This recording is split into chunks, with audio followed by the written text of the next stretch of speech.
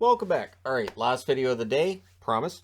I know there's other news, but we'll talk about that tomorrow. There's only 3 games tomorrow, too, so it's a couple of quiet days in the National Hockey League because it gets really busy on other nights.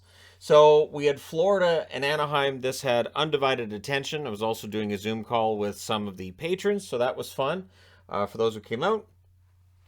This game had Knight versus Gibson. There was a good back and forth early in this. The Ducks get zone time, but they're kept to the outside. Barkov with a rush chance. That was saved. White had a shot that deflects out, and I will mention at this point, there's an RR next to the Ducks because they were wearing the reverse retros, which I have to say would make a nice road jersey. You can take the orange jersey and use that for the home jersey, and there you go. You've got yourself a jersey set for the Ducks. Bennett has a shot go wide as the Panthers start to take control of this. The Ducks pressed at 6 minutes, but the shots are 3-2 for the Panthers at 6.5 minutes. Barkov has a rush chance that goes wide. Panthers get a power play. Good kill by the Ducks there, though. Panthers came in 3 for their last 38. That made them 3 for their last 39, but the power play would improve as the game went on. Panthers go back to the power play, and this is the one where they score. It's Montour from Lundell and Barkov at 11:31. So that makes it 1-0 Florida. The Ducks press for an answer, but the shots are 11-3 in favor of Florida with 7 minutes left. Vetrano has a shot held as the Ducks finally get some pressure in shots. Montour has a shot that's deflected. Gibson holds on to that. Reinhart was denied on a rush. The Ducks were allowing way too many shots at this point in the game. The Ducks, though, would press in the final minute. They come out of the first period just down the 1-0 score. Second period, early press by the Ducks. Gibson, there's a puck that jumps up, lands on his back while he's down on the ice, and that was close. If it bounced over top of him, it's in the net. But yeah, so that was a close call early, and then Montour would score against his former team for the second goal in the game. 2:51, and it was a screenshot from a distance. I don't think Gibson saw that one. Reinhart nearly adds another, so Reinhart's on the board twice for almost goals on this board already. Comtois fires one wide on a rush, and then on the next opportunity he had, he's all alone on a break. He was denied there by Spencer Knight, who had a good game. Eric Stahl has a wraparound that was saved. Gibson denies White in close, and this is where the Ducks make things interesting. First, it's a goal by Henrique that was originally given to Strome, but Henrique did tip it in front of the net. And that was from Strome and Klingberg at 8 minutes, and it was a rush opportunity as well. So they get in, they set up, and pretty quickly they bury it. And then at 8:27, a rebound is buried. This one does stay as Strome's goal from Shattenkirk and Terry. So in 27 seconds, poof, the lead is gone for the Florida Panthers, and the Ducks have made the game interesting. Panthers then press at the half. Balcers with a net drive. That was defended. The Panthers press with 6 minutes left. The shots are 10-8 for the Ducks with 5.5 minutes left. So the Ducks had a better second period than first. It shows on the scoreboard too.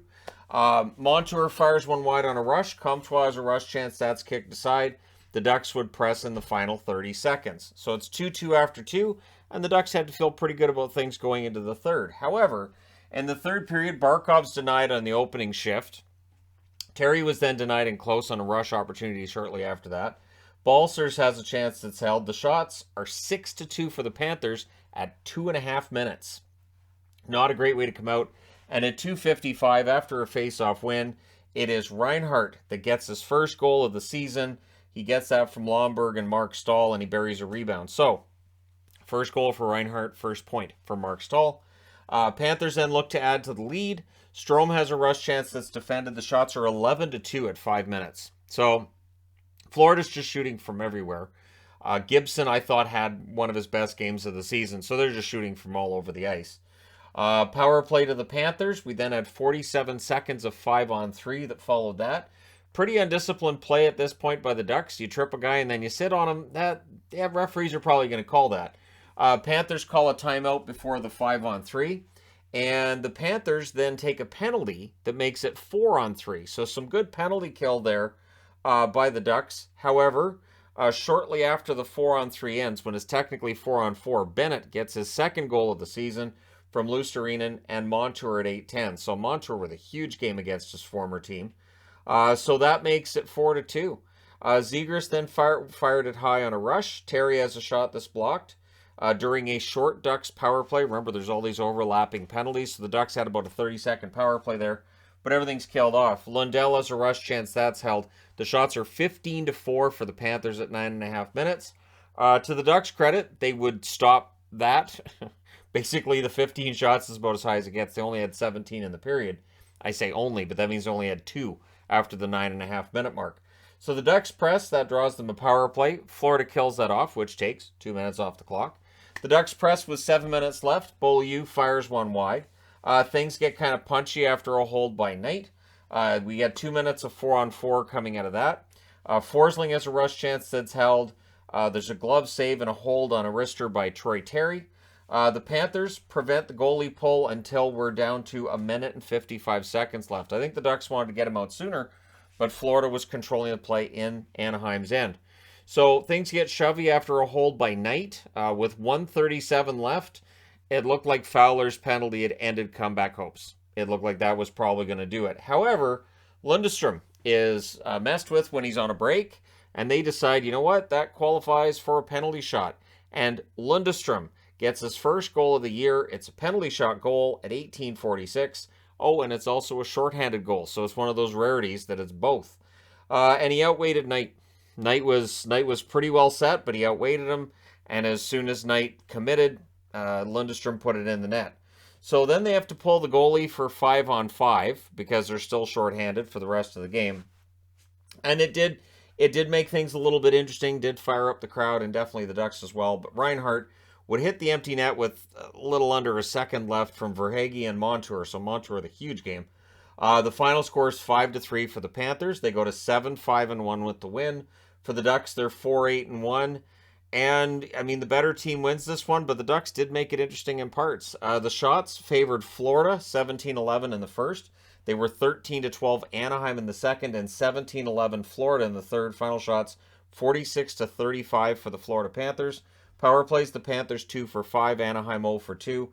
The hits were 19-14 for Anaheim. Considering all the pushing and punching going on, it was not as physical a game as you might think. Spencer Knight saves 32 out of 35. He looked good. Gibson saves 41 out of 45. And again, I thought it was one of Gibson's better games.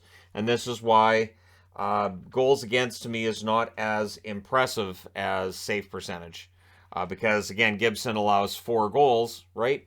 But his save percentage is over 900. So I would focus more on the save percentage than the goals against average. And that's kind of my rule of thumb. But there you go. That's it. That's the last game of the night.